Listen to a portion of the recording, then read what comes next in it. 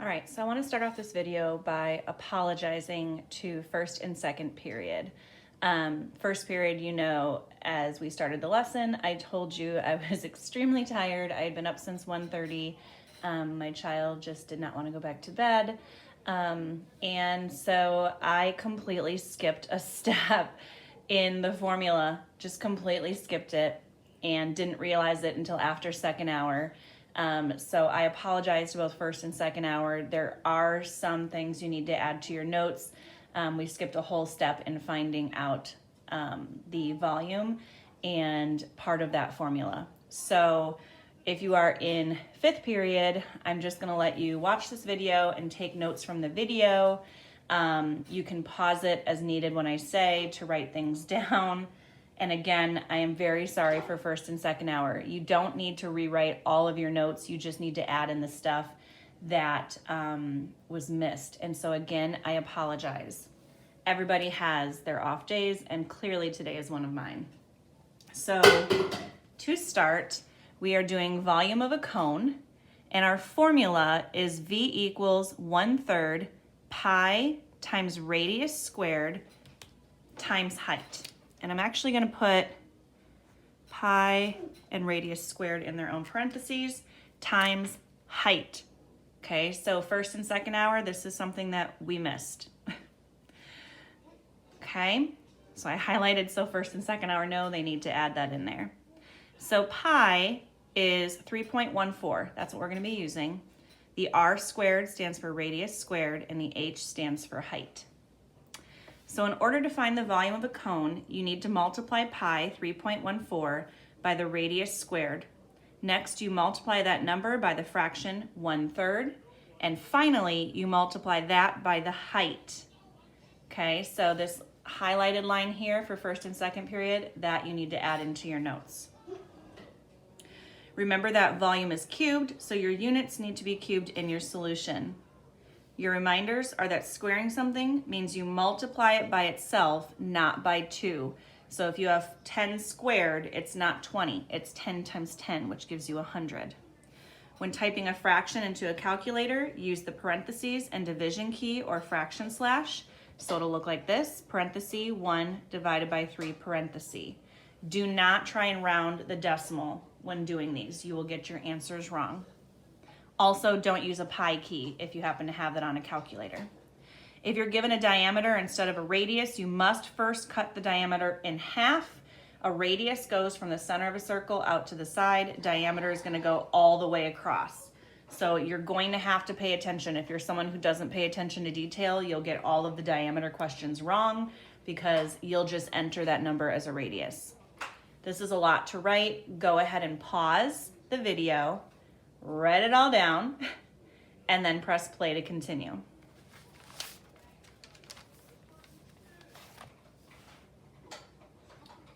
Okay, so I'm going to point out some things for first and second period. Third period, this will be your first exposure to this, so luckily you're getting it all the correct way the first time. So in order to draw your cone, you just draw an oval. You put a dot up above that oval and connect it to the sides of your oval. Then, if it's a radius problem, you put a dot in the center of your oval and draw an L shape. You're not going to have to draw these for your assignment, but for the purpose of notes, I wanted you to be able to see how to draw them. So in this first example, we have a height of 18 centimeters and a radius of 7 centimeters. So again, I wrote the formula right here. So first and second period, you need to add this H part at the end in your notes. And then we're going to plug things in. So 1/3 and 3.14 will always stay the same. It's these last two, your radius squared and your height, that are going to be dependent on the numbers in the problem. So this radius squared, since our radius is 7, would be 7 squared here. And then our height is 18, so you put 18 here. So first and second period, you're going to need to make these corrections. Then I'm going to multiply 3.14 times my radius squared. 7 times 7 gives me 49. So 3.14 times 49 is going to give me 153.86. I also need to bring down that 18 and that 1/3. Now, you can do 1/3 times 153.86, or you can do 153.86 times 18. It doesn't matter. I went ahead and just multiplied these two numbers together. So 153.86 times 18 gave me 2,769.48. Notice I also brought down the 1/3. Then the last step is you do 1/3 times 2,769.48 for a final answer of 923.16 centimeters cubed. So first and second hour, please make sure to do those additions and change things as necessary. A reminder on how to do that 1/3 in Google Calculator. I would type in parenthesis 1 divided by 3 parenthesis time, oops, didn't do my parenthesis, times, and then that 2,769.48, 2,769.48, and I would get my 923.16. Okay, for your next example, and again, you can pause if you're not ready.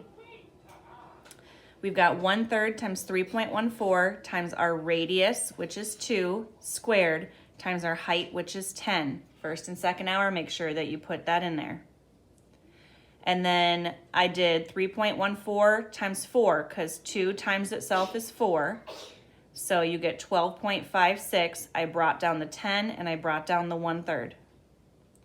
Then I multiplied 12.56 times 10 and got 125.6 and brought down the 1/3. And then I multiplied 1/3 times 125.6 and got 41.87 feet cubed. Again, go ahead and pause if you're still writing, and then just press play when you're ready. For this last example, we did as a U-try, but I want to go over it since I did make a mistake for first and second period. We've got 1/3 times 3.14 times our radius, 5, squared, times our height, 17. 5 squared is 5 times 5, which is 25, times 3.14 gave me 78.5. I brought down the 17 and the 1/3. Then I did 78.5 times 17 and got 1,334.5. I had brought down that 1/3. I multiplied 1/3 times that number and got 444.83. And I'm just now realizing that it's not really showing up for you guys. So this is 444 point. It's still not showing up. Oh, there we go. It is showing up. I just had something over the top of mine. 0.83 meters cubed. Go ahead and pause and press play when you are ready to go to the next page.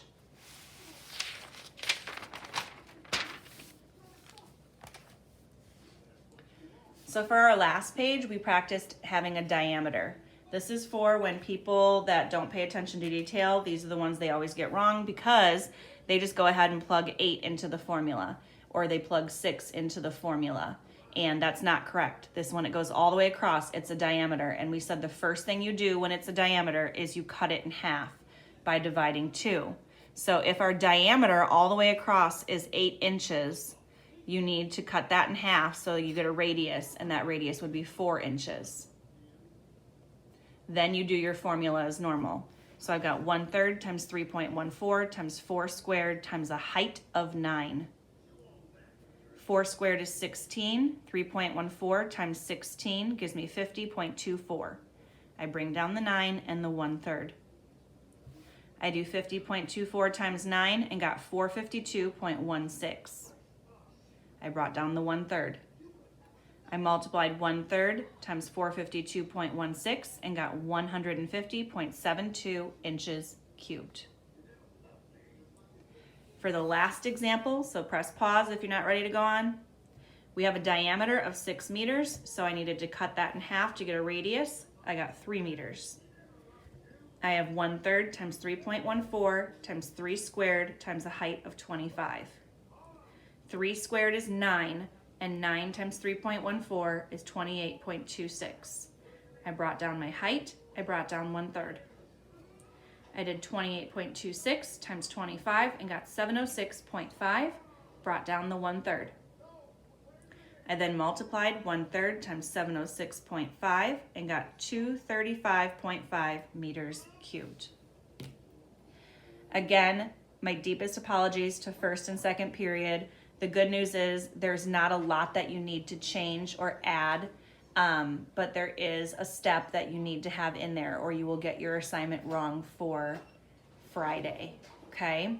So make sure you make those changes. Some of you might just want to just rewrite the last 2 pages of the notes or all the notes. It's completely understandable. The first page doesn't have that many changes to it, but the examples do.